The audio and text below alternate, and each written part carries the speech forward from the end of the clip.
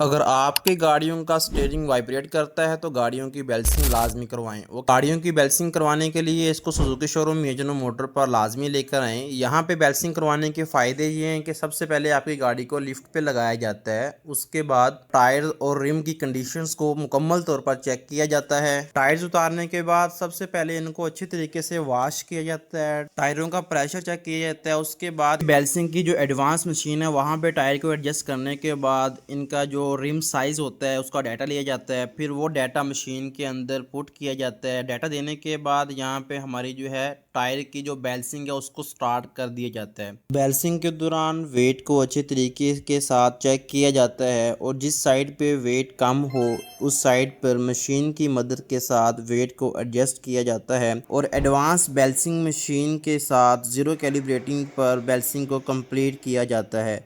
Suzuki showroom पर लाजमी visit करें। Thanks to all. अल्लाह हाफिज़।